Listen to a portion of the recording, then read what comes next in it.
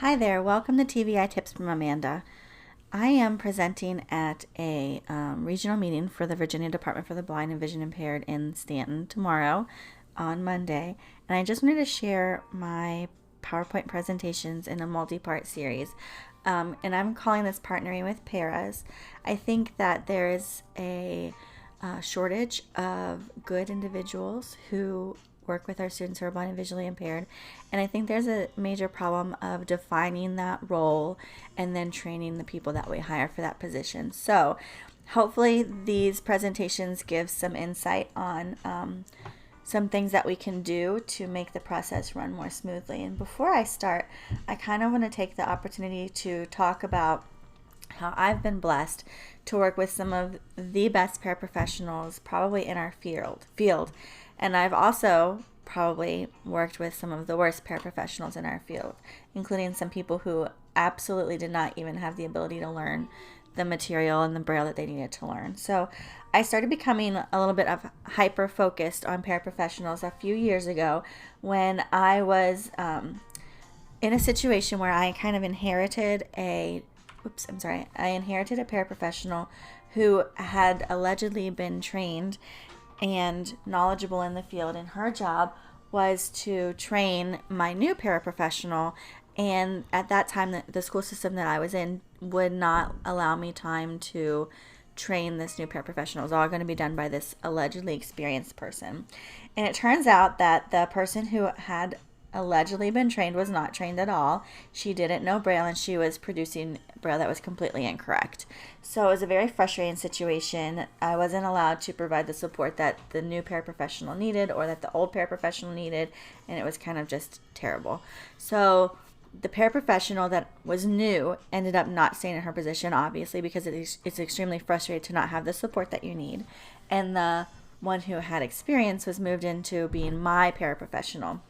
So I, again, told the administrators that the person needed some support, and they allowed me some time to provide that support, but not enough. And for some reason, the paraprofessional was either unwilling or incapable of learning the braille and learning how to do the things on her own. So she was in this job where her job was to support my student, and she was not producing the things in the correct format. So I ended up having to do that as a TVI in my own time, create the materials accessibly for my student. It was not a great situation. So I became even more impassioned about how we're going to hire and train paraprofessionals. I started developing some things, and we're going to look at them in these videos. And I know that there's an extreme shortage of qualified TVIs in our field, but that has a trickle-down effect to creating an issue with having qualified or trained paraprofessionals in our field too. And I think if we spend some time front loading our training for our paraprofessionals, then we'll save ourselves time and allow ourselves to work more effectively and efficiently, work smarter, not harder in the long run. So here we go. I know that the reason for having me speak at this regional meeting is really to justify the need for having a paraprofessional. Fortunately, it's not something that I run into having issues with very often.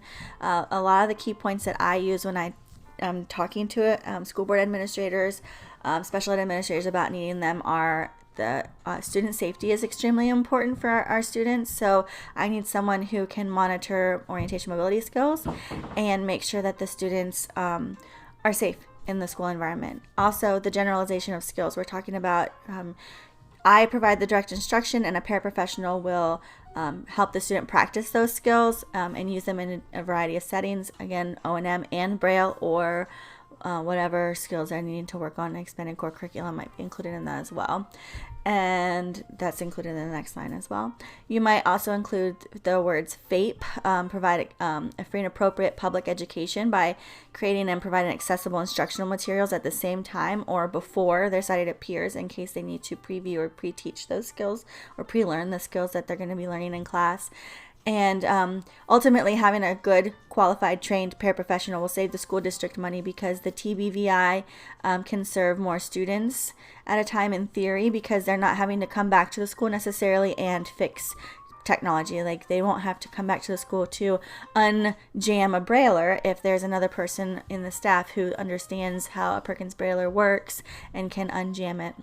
or possibly take the bottom off and take, the markers and note cards and pencils and pens that get stuck inside of them. And that person can also do the adapting for materials, so the TVI won't have to be doing that, and the TVI can be working with more students. So it can save the school system a lot of money. This nice image on my screen right now says job descriptions are a foundation to appropriate and effective performance evaluations. And I found that on the Texas School for the Blind and Vision Impaired website, where they're talking about job descriptions and jobs in the vision field. I think it's extremely important that we have justified to our special director or whoever makes the decision to hire.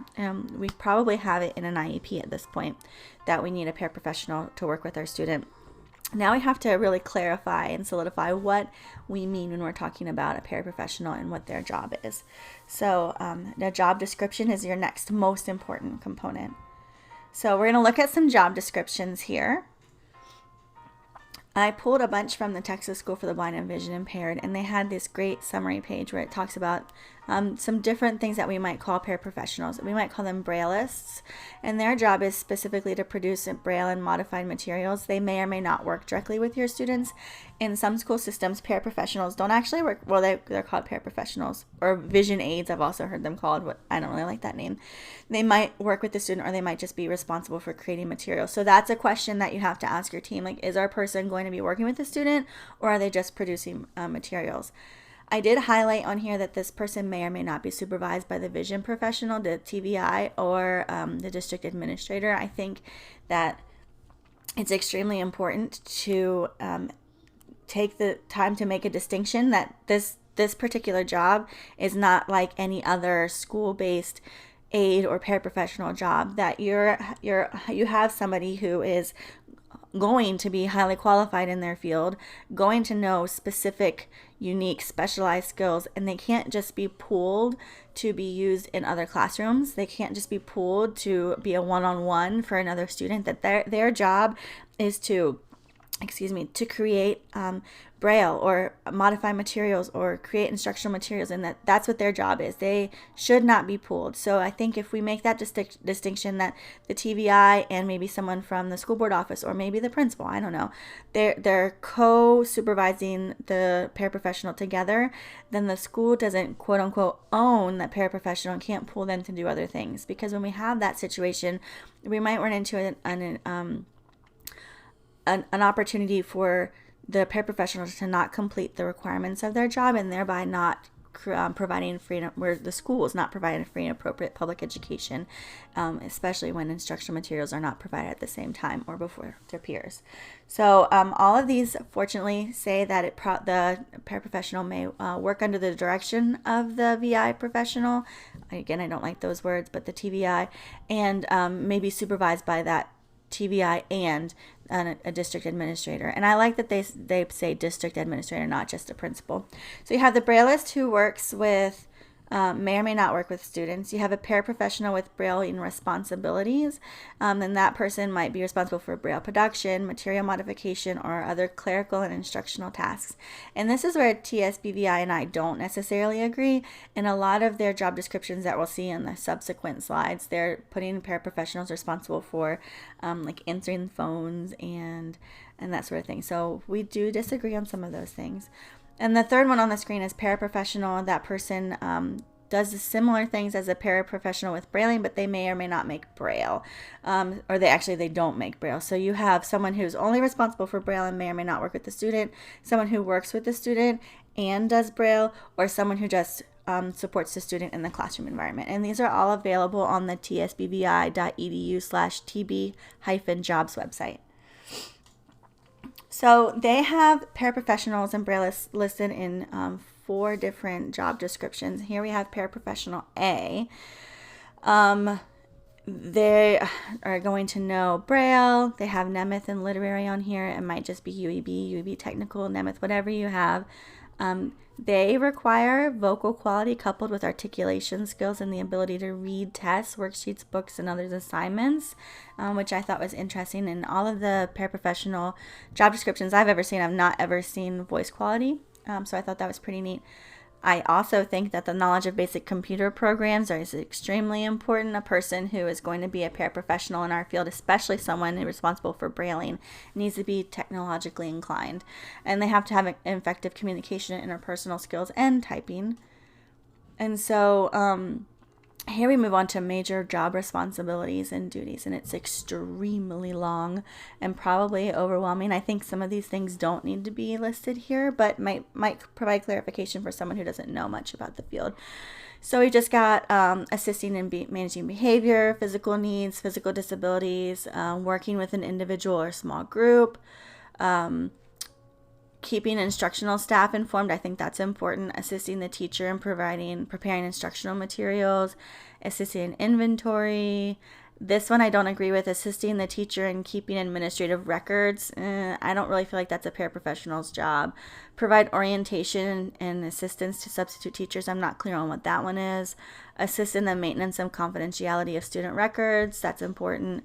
Participate in staff development trainings. So just a bunch of stuff that I don't know is all necessary. And then we have paraprofessional B, and we're looking at Texas.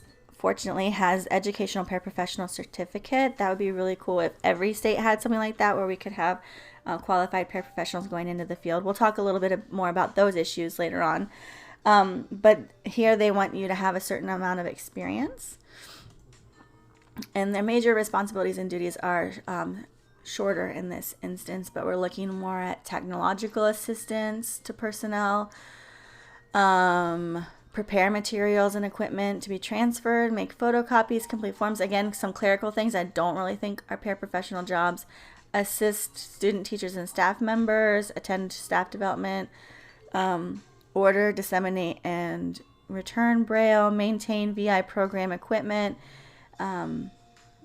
maintain a work schedule of the VI people. I don't know if I necessarily agree with some of that stuff either, but what I do like about this particular job description is that the evaluation component says accurate and timely work to be evaluated by VI professionals and special education administration in accordance with provision of the school board policy. So we're looking at making sure this person is evaluated. It's a key component of progress monitoring to ensure that the training that the paraprofessional is being provided is effective, and that the paraprofessional is actually learning the things that we need them to learn. They're not just scooting by without learning the material. So we're now moving on to Parabraillist A. The special knowledge, skills, and abilities here involve using Braille for reading, writing, and translation, the voice quality thing again, computer knowledge, and effective communication skills. They, in this situation, are taking phone messages. I don't think that's really needed in this day and age, but it's there. Produce necessary documents, produce VI forms, and know the schedules for VI professionals and how to contact them, which I think can be important. So this person looks more like a secretary / Brailleist to me. They're answering phones, they're completing reports, contacting schools to relay messages, keeping schedules, doing inventory stuff, maintaining program records, updating student directory. I mean, this really just seems like a receptionist position, but they may make home visits with VI professionals and deliver materials and equipment. They do some material preparation. You see here, Braille record in a large textbooks and materials, prepare tactile maps and graphs, and acquire and implement updates to computer technology. This material preparation part I think is extremely well worded and something that would be useful to include in a job description for a paraprofessional in your field when you're working with an administrator to hire somebody. Again, evaluation is a component of this job description, and it's not a component of all of them, so it's extremely important. Next up is Parabraillist B. Again, it's very similar to all of the other things that we've seen. We're not going to go through it quite as much, but the responsibilities and duties are a little bit more clearly delineated here, including the planning and production and organization of instructional materials and classroom activities. So it's pretty good. So we have some really good job descriptions from the Texas School for the Blind and Vision Impaired. Now we're going to look at some other descriptions of paraprofessionals and Braillists. This particular slide is from teachingvisuallyimpaired.com, and they have a lot of really good information on their website. So here she delineates paraprofessionals and Braillists by paraprofessionals adapt materials, including things for students with low vision. They provide access support, and they provide direct support. So you can look more in depth here at the slide. The paraprofessional may read the information when it's not available in an accessible format, might provide video description, create braille, order materials, keep the inventory, and then may assist with the guided practice we talked about earlier, reviewing previous lessons and assisting with new activities or routines until they're mastered. The brailleist's job is to determine the accurate way to present the information, proofread and perform quality control checks, be fluent in braille code, and it lists a bunch of braille codes because there might be some others that your students access, and be knowledgeable in the use of braille translation software. So in an ideal world for me, my paraprofessionals are usually a mixture of what's presented here, paraprofessionals and braillists. So you'll see later on in subsequent videos how I talk about those a little bit more.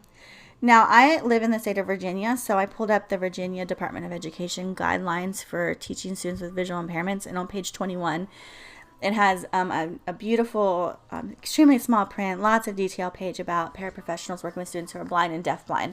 So since we're just talking about paraprofessionals working with students who are blind, I pulled some sentences from that I thought were extremely important. And so the decision to assign a paraprofessional in Virginia is made by the IEP team. So knowing that information, if you live in Virginia, you might be able to better justify that if the IEP team is making that decision. And I've noticed I am an independent contractor and work in a lot of school systems. Sometimes IEP teams are hesitant to even talk about a paraprofessional without having permission from someone in the special ed office at the school board office. And so just reiterating or showing them the guidelines from the state that say it's an IEP team decision might have some push to help that decision get made. Paraprofessionals in Virginia, in the guidelines, it says they need specific and ongoing training. Yes, absolutely true. They need additional specific training on the impact of vision loss and is important for effective instructional support for a student who is blind and visually impaired. Yes. The roles vary, and they do have specific direction from the TVI and O&M specialist. So we want to make sure that the TVI and O&M are involved in the decision making for the paraprofessional, and that classroom paraprofessionals may be hired to provide overall support for the larger class, but they may also work on those expanded core curriculum things of daily living, health and safety, access to the environment, and they might provide assistance with material preparation, including copying, highlighting, enlarging, scanning materials. It doesn't include Braille there, but it is an important component.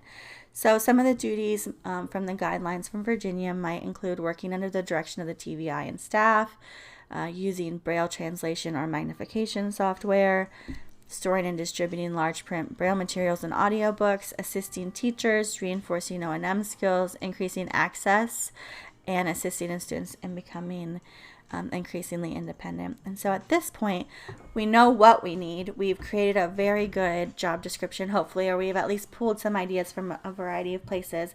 And now we're going to talk about how do we get to that person? How do we get that job description created? How do we get that person hired? And then after that, we're going to talk about how we go ahead and train that person. So for now, this is the first part of our video. Check back later for the next video in their series about paraprofessionals, and we'll chat with you soon.